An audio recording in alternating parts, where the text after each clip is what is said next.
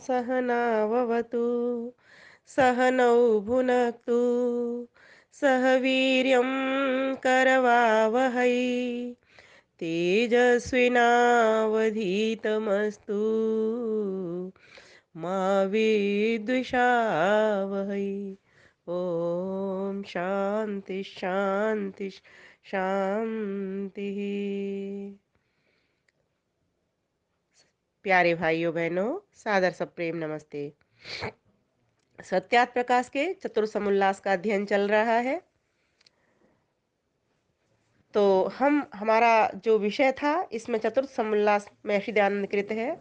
इसके भीतर समावर्तन, विवाह और गृहस्थ आश्रम, ये तीन के बारे में जानकारी है। तो हमने पहले समावर्तन विषय को जाना था। तो मनुस्मृति के द्वारा महर्षि दयानंद सरस्वती ने हमको बताया था कि समावर्तन संस्कार क्या, और आचार्य और शिष्य दोनों का वर्ताव क्या, किस तरह से जो ब्रह्मचारी है अपने गुरु की आज्ञा से अपने वेद वेदांग शास्त्रों का अध्ययन करके और अपने घर पर आवे, और किस प्रकार से उसके जो परिजन हैं वो उसके जो गुरु जिनसे शिक्षा ली है उनका सत्कार करें, सेवा करें, धन दान दें, या जो भी वस्तु उनको आवश्यक है वो दान दें। तत्पश्चात हमने जाना कि जब समावर्तन संस्कार के पश्चात जब उसका विवाह होगा, जो ब्रह्मचारी था वो गृहस्थ में प्रवेश करेगा, तो वो किस प्रकार की कन्या से विवाह करे, और कन्या है तो किस प्रकार का वर उसके लिए खोजा जाए।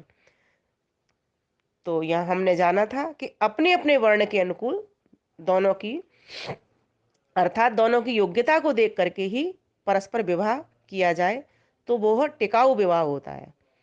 तो यहाँ पर भी हमने जाना था मनुस्मृति के द्वारा। और फिर कहा कि किन पीढ़ियों में ना हो, तो बता दिया गया था कि पिता के गोत्र की ना हो कन्या, और माता की कुल की 6 पीढ़ियों में ना हो। तो इस प्रकार से उस कन्या से विवाह करना चाहिए, क्योंकि परोक्ष प्रिया एवं ही देवा प्रत्यक्ष दुषः। ये शतपथ ब्राह्मण का उन्होंने वचन कहा था कि जैसी परोक्ष पदार्थ में अर्थात अप्रत्यक्ष पदार्थ में प्रेम होता है, वैसा प्रत्यक्ष में नहीं। तो इस प्रकार से एक उदाहरण भी दिया था उन्होंने कि जैसे किसी ने मिश्री के गुण सुने और खाई न हो, तो उसका मन उसी में लगा रहता है। जैसे किसी परोक्ष वस्तु की प्रशंसा सुन करके मिलने की उत्कट इच्छा हो, वैसे ही दूरस्थ अर्थात जो अपने गोत्र व माता के कुल के निकट संबंध की न हो, उसी कन्या से वर का विवाह कर देना चाहिए, क्योंकि उसमें प्रेम बढ़ता है। फिर निकट के दोष और दूर विवाह होने के गुण, यह हमने जाने थे। तत्पश्चात फिर हमने द्वैता का अर्थ भी जाना था। कन्या को द्वैता क्यों कहा जाता है, क्योंकि दूर देश में होने से वो हितकर होता है, निकट में नहीं। फिर उसके बाद आज हम जानेंगे यहाँ पर मनुस्मृति के तीसरे अध्याय का छठा ये श्लोक है। पढ़ लेते हैं पहले इसको। महान्त्यपि समृद्धानि गोअजा विधन धान्यतः स्त्री संबंधे दशैतानि कुलानि परवर्जयेत् कुलानि परिवर्जयेत्। ओ महान्तपि समृद्धानि गोअजा विधन धान्यतः, चाहे कितना ही धन धान्य, गाय घोड़े बकरे, है ना, अजा हाथी, राज्य श्री आदि से समृद्ध कुल हो, किंतु स्त्री संबंधे दशैतानी कुलानी परिवर्जये, तो भी विवाह संबंध में निम्नलिखित 10 कुलों का त्याग कर देना चाहिए। महर्षि दयानंद सरस्वती श्लोक का अर्थ करते हुए कहते हैं कि चाहे कितना भी धन धान्य, गाय घोड़े, संपत्ति, वैभव, राज्य हो, लेकिन फिर भी अगर हम जो बात अभी आगे बताएंगे मनुस्मृति के श्लोक के द्वारा, अगर वे बातें उसमें नहीं है, तो ऐसे कुलों को छोड़ देना चाहिए। अब वे कौन से ऐसे 10 कुल हैं जिनमें ऐसी क्या क्या दिक्कतें हैं जिनके घर में विवाह नहीं होना चाहिए? तो आइए इसको समझते हैं। तो ये भी एक श्लोक है, मनुस्मृति 3:7, क्रमशः श्लोक है ये 3:6, 3:7, 3:8, 3:9, 3:10, इन 10 तक पे आज चलेंगे। तो पढ़ते हैं इसको। हीन क्रियम निष्पुरुषम निश्छंदो रोम शाससम छय्या मया व्यपस्मारी श्वेत्री कुष्ठिकुलानि च, श्वेत्री कुष्ठिकुलानि च। तो कहा हीन क्रियम, जो कुल सत्क्रिया से हीन है, अर्थात जिस कुल के भीतर कोई भी अच्छे कार्य, धार्मिक कार्य, याज्ञिक कार्य, वैदिक कार्य नहीं हुआ करते, जहां पर कोई दान पुण्य नहीं होता, ऐसे कुलों में विवाह नहीं करना चाहिए, ऐसे कुलों को त्याग देना चाहिए, भले ही उसके घर में धन धान्य संपत्ति वैभव खूब सारा हो। ठीक है। दूसरा कहा निष्पुरुषम, और जिस घर के पुरुष हैं, जो पुरुष समुदाय है, वह सज्जन नहीं है, दुष्ट लोग हैं, सत्पुरुषों से रहते हैं, अर्थात दुर्जन लोग हैं वहां, तो भी विवाह नहीं करना चाहिए।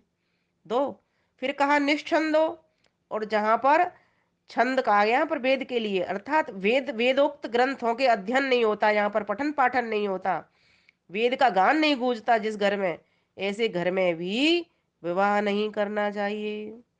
फिर कहा चौथी बात, रोमशार्सम, और जिसके शरीर पर बड़े बड़े बाल हों, लोम हों, ऐसी कन्या से भी विवाह नहीं करना चाहिए।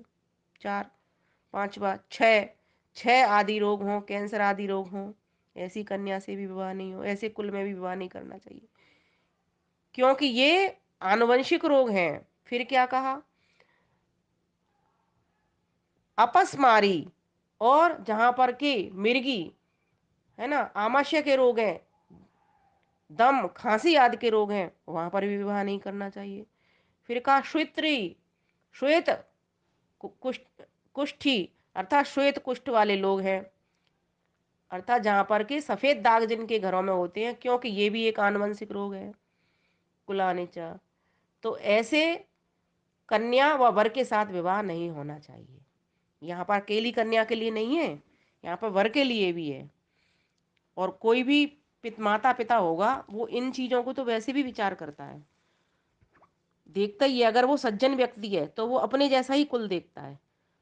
लेकिन यहाँ पर जो एक बात और आई है ना, कि रोम सारसम, बड़े बड़े लोम वाली, तो आजकल तो पता ही नहीं चलता, चाहे वो हो, क्योंकि ब्यूटी पार्लर में जा करके सब सफाई करवाए आते हैं पूरा अपना, तो किसका बड़ा लोम है किसका नहीं है। लेकिन ये तो एक पहचान हुआ करती थी जिससे पता चल जाती थी। तो ये शारीरिक गड़बड़ है, और शारीरिक गड़बड़ के लिए ही यहाँ पर ऐसा कहा गया है, ऐसा नहीं है कि ऐसे लोगों के विवाह नहीं होते। पर ये कुछ बहुत बड़ी साइंस भी है इसमें एक, कि जब बहुत अधिक व्यक्ति के शरीर पर बाल होते हैं तो हार्मोन्स की वहाँ पर असंतुलन देखने के लिए मिलता है। तो यह भी एक कारण हो सकता है। इसीलिए ये जो मनु महाराज ने इस बात को लिखा है और महर्षि दयानंद सरस्वती ने इसको लिया है, क्योंकि उनका ऋषि स्तर है, तो उस हिसाब से वो इस बात को लिख रहे हैं। तो बात तो पते की है ये, क्योंकि और ऐसा देखा भी है, सफ़ेद दाग वाले घरों में कहीं नहीं, एक पीढ़ी में नहीं तो दूसरी पीढ़ी में कहीं ना कहीं वो हेरिडिटी देखने में आ जाती है। ऐसे ही जो जितने भी कैंसर आदि रोग हैं, वहाँ भी ये भी एक आनुवंशिक रोग ही है ना। मिर्गी के दौड़े जहाँ पड़ते हैं वहाँ भी ये भी, तब भी लोग बचाई करते हैं। जहाँ पर जिन घरों में दमा खांसी है, जिनमें दम उखड़ जाता है, ऐसी घरों से भी लोग बचने का प्रयास करते ही हैं, है ना। और जिन घरों में कोई सत्कार्य नहीं होते, है ना, मतलब जिनके घरों में, कंजूस घरों में कोई शादी करता है, कोई नहीं करता। दूसरी बात, जिनके घर में दुर्जन लोग रहते हैं, बुरे लोग रहते हैं, गंदे लोग रहते हैं, लड़ाई झगड़े वाले रहते हैं, उन घरों में कोई विवाह नहीं करता। तो मानसिक रूप से और शारीरिक रूप से दोनों ही प्रकार के आनुवंशिक रोग वालों के घरों में विवाह नहीं करना चाहिए। ये बात है सारी की सारी, यहाँ निकल करके ये आ जाती है। तो महर्षि आनंद सरस्वती लिखते हैं इसको, जो कुल सत्क्रिया से हीन, सत्पुरुषों से रहित, वेदाध्ययन से विमुख, शरीर पर बड़े बड़े लोम अथवा बवासीर, ये भी तो एक आनुवंशिक रोग है, क्षयी, ये क्षय तपेदिक आदि रोग, दम, खांसी, आमाशय, मिर्गी, श्वेत कुष्ठ और गलत कुष्ठ युक्त कुलों की कन्या व वर के साथ विवाह न होना चाहिए, क्योंकि ये सब दुर्गुण और रोग विवाह करने वाले के कुल में भी प्रविष्ट हो जाते हैं। इसीलिए उत्तम कुल के लड़के और लड़कियों का आपस में विवाह होना चाहिए। तो ये तो है ही, शारीरिक स्वास्थ्य मानसिक स्वास्थ्य दोनों ही स्वास्थ्य अच्छे होने चाहिए। और घर का वातावरण और घर के जो रिश्तेदार संबंधी हैं उनसे पता लगाता है। इसीलिए तो इन कुलों को देख करके पहले टाइम में विवाह किया जाता था, कि कुल कैसा है उसका देखा जाता था। लड़का कैसा है, लड़के में कोई ऐब तो नहीं है, कोई बुराई तो नहीं है, कोई दुर्व्यसन तो नहीं है, कोई दुर्गुण तो नहीं है, कोई रोग तो नहीं है। तो यहाँ इन्हीं दोनों तीनों बातों को लिया गया है। तो प्रमाण ये हमको यहाँ पर मनुस्मृति का मिल गया। तो ये किसी को बताने के लिए है कि हमारे तो शास्त्र भी इस चीज़ की मना करते हैं। तो आइए अब अगला देख लेते हैं। नोद्बहेत कपिलां कन्यां न अधिकांगीं न रोगिणीं न लोमिकां नातिलोमां न वाचाटान्न पिंगलम वाचाटान्न पिंगलम। अब यहाँ बताया कि वो लड़की भी कैसी हो, कन्या कैसी हो। तो कहा नोद वहेत कपिलाम, कन्या ना तो पीले वर्ण की हो, जिसको पीलिया रंग हो। पीले वर्ण से मतलब यहाँ कलर से नहीं है। तो कलर तो यही होते हैं दो तीन, काला गोरा सांवला, किसी का लाल मालिया होता है, किसी का यहाँ पीले वर्ण से मतलब पीलिया रोग वाली। ना दिखांगी, और भारी भरकम वाली भी ना हो, वैसे बड़े बड़े हाथ, बड़े बड़े सब चीज़ बड़ी बड़ी एकदम ऐसे एकदम भारी विशाल का है, हाथी जैसी, ऐसी भी ना हो। और ना अधिकांगी ना रोगिणी, और ना रोगी हो, ठीक बात भी है, रोग से रहे तो। और फिर ना लो में काम, और ना बड़े बड़े बाल हों, ये द्वारा आ गया। ना अतिलोमाम, और ना बहुत ज़्यादा हों, ना ना लोम रहे तो ना बहुत लोम वाली, दोनों चीज़ को लिया गया है यहाँ पर। ऐसा भी नहीं हो। तो ये मुझे जो लग रहा है कि ये तो उसी की वजह से कि हार्मोन से एक बैलेंस जब होता है व्यक्ति का, तो ठीक प्रकार से आते हैं उसमें लोम। एकदम नहीं हो और बहुत ज़्यादा हो, दोनों ही बुराई हैं, ये संतुलन नहीं है यहाँ पर। तो कहा क्योंकि थोड़े थोड़े तो हर किसी को ही होंगे, बहुत जरा जरा से तो वो तो होना जरूरी ही है। न बकवाद करने हारी, न वाचाटान, और न ज़्यादा बोलने वाली। बकवाद में व्यर्थ ही बोल रही है, फालतू में बिना तौल करके बोलते ही चली जाती है, या लड़ाई झगड़े वाली, और जैसा आया मन में वैसा ही बोल देती है। तो वाणी के दोष होते हैं ना, व्यर्थ बोलना, है ना, झूठ बोलना, झूठ बोलने वाली, ये भी लड़ाई झगड़े कराने वाली लड़कियां होती हैं। और व्यर्थ बोलना, झूठ बोलना, निंदा चुगली वाला बोलना, किसी को नीचा दिखाने के लिए बोलना, है ना, किसी का किसी से कोई हित नहीं हो रहा है ऐसा व्यर्थ ही बोलते चले जा रहे हैं, या फालतू ही बोलते ही चले जा रहे हैं। तो ऐसी लड़कियों से विवाह ना हो। और न भूरे नेत्र वाली। अब यहाँ पर एक सवाल आएगा, भूरे नेत्र वाली, भूरे तो अब ये कंजी आंख है तो बहुत लोगों की होती है, तो क्या उनके विवाह नहीं होने चाहिए?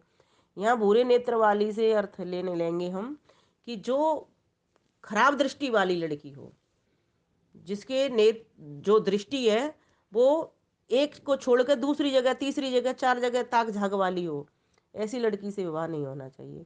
क्योंकि उसका विवाह कर देंगे, फिर उसका मन कहीं दूसरी जगह जा रहा है, फिर उसको छोड़ देगी तो घर में झगड़ा होगा।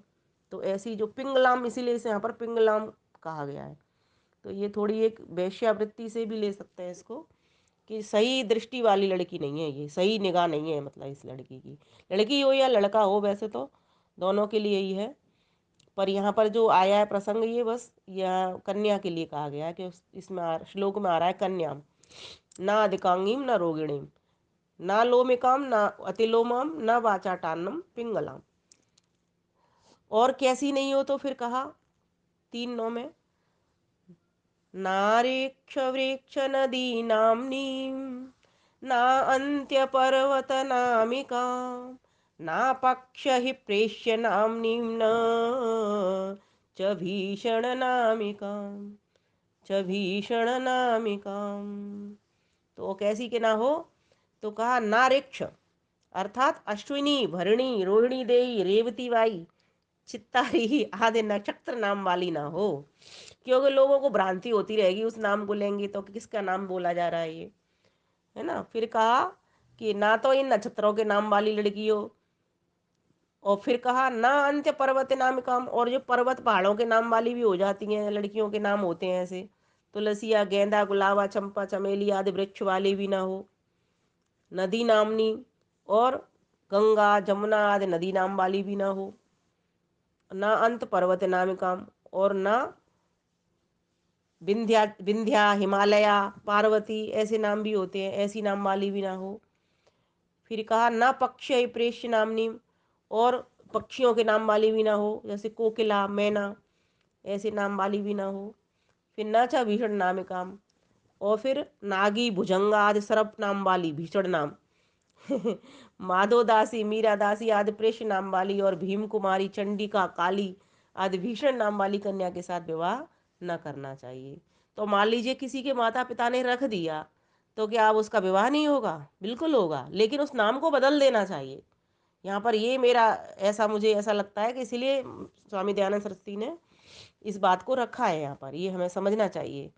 क्योंकि अब ये नाम तो जो रख गए, अब गेंदा भी होता है, गुलाबा, चंपा, चमेली, ये नाम होते हैं, पहले तो बहुत होते थे ये नाम। अब तो आजकल तो बहुत समझदार व्यक्ति हो गए, तो वो नामों पे बहुत चिंता करते हैं, बहुत तरीके से नाम रख रहे हैं, अच्छे नाम रख रहे हैं। वेद के अनुकूल संस्कृत के नाम भी रख रहे हैं, हिंदी के भी बहुत सुंदर नाम रख रहे हैं। तो एक ये विषय भी हो गया।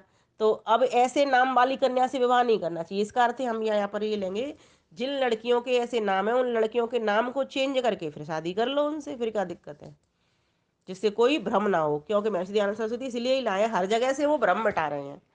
कहीं पर कोई, अब मान लीजिए कि नाम है किसी का चंपा, लड़की का, अपनी बहू को कोई आवाज लगा रहा है, चंपा, चंपा ले आ, कुछ कहा पहले उसने, फिर कहा चंपा ले आ। अब वो चंपा ले आ, अब कोई समझ में नहीं आई किसको कहा जा रहा है, क्या कहा जा रहा है। चंपा के लिए बोला जा रहा है, फूल लाने कहा जा रहा है, या चंपा को बुलाया जा रहा है कि चंपा तू कुछ ले आ। तो इस प्रकार से ये सभी ऐसी इसी प्रकार से पर्वत का नाम, पक्षियों का नाम। अब जो लड़की है तो उस लड़की का नाम लड़की जैसा ही होना चाहिए ना। और पर्वत का नाम लेंगे तो पर्वत की समझ में आ जाएगी, नदी का लेंगे नदी का नाम आ जाएगा। गंगा नाम बुलाया किसी को तो सोचेगा कोई सामने वाला व्यक्ति के, ये गंगा की बात हो रही है यहाँ पर। तो इस प्रकार से महर्षि दयानंद सरस्वती कहते हैं कि ये जो नाम जिसका होना चाहिए वैसा ही नाम होना चाहिए। अब वही गंगा नाम नदी के लिए बढ़िया नाम है, लेकिन अब बेटी के लिए गंगा नाम क्यों, दूसरा नाम रखा जाए उसका नाम। तो अब देखते हैं मनुस्मृति 3:10 क्या कह रहा है।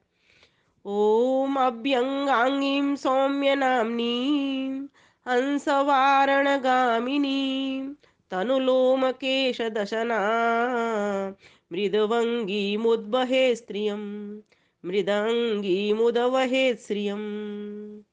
तो कहा अव्यंगांगीं, जिसके सरल सूदे अंग हों, देखने में अच्छे हों, विरुद्ध न हो, जिसका नाम सुंदर अर्थात यशोदा, सुखदा आदि हो, है ना। हंस वारण गामिनी, हंस और अथनी के समान जिसकी चाल हो। तनु लोम केश दसनाम, सूक्ष्म लोम हो, केश हो और दांत युक्त, है ना। तो इस प्रकार से छोटे दांत, छोटे बाल, छोटे लोम और मृदवंगी मुद वहित श्रियम, और जिसके सब अंग मृद हों, कोमल हों, वैसी स्त्री के साथ विवाह करना चाहिए। तो स्पष्ट बता दिया, और सही बात भी है कि अगर ऐसी इस तरह की कोई बेटी है तो उसका विवाह होना चाहिए। और अगर वैसी हो तो क्या करें, तो फिर उसका ठीक करवाएं, उसको उसके इलाज करवाएं, जिस तरीके से वो ठीक हो सकती है करें उसके साथ में। तो इस प्रकार से यहाँ पर ऐसा हार्ड एंड फास्ट कोई रूल नहीं है। बहुत सारी ऐसी स्त्रियां होती हैं, पर उन्होंने तो बता दिया कि सुंदर कन्या कौन, किसको सुंदर कहा जा रहा है ना। किसके नाम सुंदर, कौन सी कन्या ज्यादा सुंदर, कौन सी कन्या का नाम ज्यादा सुंदर, है ना। किसके संग विवाह होंगे तो सुख बढ़ेगा, ये इस तरह का विषय लेकर के वो हमारे समक्ष आए हैं। तो इसका हमें ध्यान रखना चाहिए। अपने पुत्र पुत्रियों को सुंदर भी बनाना है, बलिष्ठ भी बनाना है, रोग रहित भी बनाना है, मानसिक स्तर पर भी उनको अच्छा बढ़िया बढ़िया बनाना है ना। आत्मिक स्तर भी उनका अच्छा करना है, घर में सत्कार्य भी करने हैं, धर्म के कार्य भी करने हैं, वेद वेदांग को अध्ययन भी करना है। तो जाकर के बच्चे अपने आप ही स्वस्थ, सुंदर, सुडौल, सबूत, मजबूत बनेंगे। तो ये वो बस बताना चाह रहे हैं। तो मनुस्मृति के प्रमाण द्वारा इस बात को बताना चाह रहे हैं। तो हम सभी को समझना चाहिए। अब अगला जो विषय आएगा कि विवाह का समय और उसका प्रकार कौन सा अच्छा है, तो इसको हम अगले भाग में पढ़ेंगे। तो आज के लिए इतना ही। पढ़िए, बहुत सुंदर विषय है ये चतुर्थ समुल्लास। और हम सभी गृहस्थी हैं, हम सभी के पोते पोतियाँ, बेटियाँ बेटे हैं। हम चाहते हैं उनके विवाह हों, कैसी घरों में हों, कैसी कन्याएं हों, है ना। बच्चों को कैसे बनाएं, ये सुंदर विषय चल रहे हैं। तो हम सभी को इनसे लाभ उठाना चाहिए और इस वीडियो को खूब शेयर करके आगे आगे पहुंचाना चाहिए, जिससे सत्य ज्ञान का लोगों को पता चले और उस प्रकार से वह व्यवहार करके अपने घर को स्वर्ग बना सकें। धन्यवाद। नमस्ते।